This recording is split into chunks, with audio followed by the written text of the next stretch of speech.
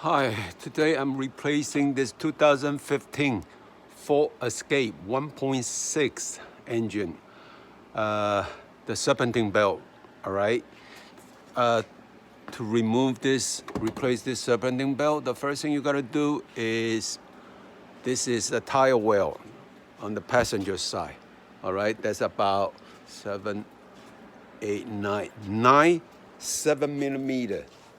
This kind of bolt screw you gotta remove. Then there's about 1 underneath and the 3 on the tire wheel. This kind of clip, you got plastic clip, you gotta remove it. And to make sure you draw a diagram before you remove it and have your new belt ready, all right? This is 17 millimeter right there. That's a tensioner. All right, all you gotta do is put that on, and with the leverage, okay, hold on. And once this is loose, you can remove the belt. Okay, I gotta use better leverage than that.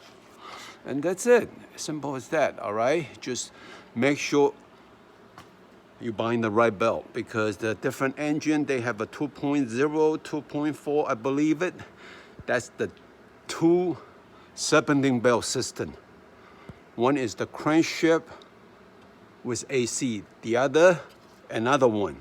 And you need a special tool to put it there, all right? To take it out and then put it in.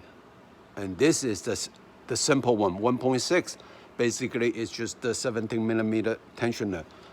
Just move to your right side to loosen it and remove the belt. Installation will be the same, all right? The crankshaft is right here, and AC clutch, and the water pump, idler, and the over the way tub is the alternator, and this is the tensioner right here. That's it, nothing fancy, all right? But to remove this, you gotta make sure the tire wheel, get the tire wheel off first. Thank you for watching.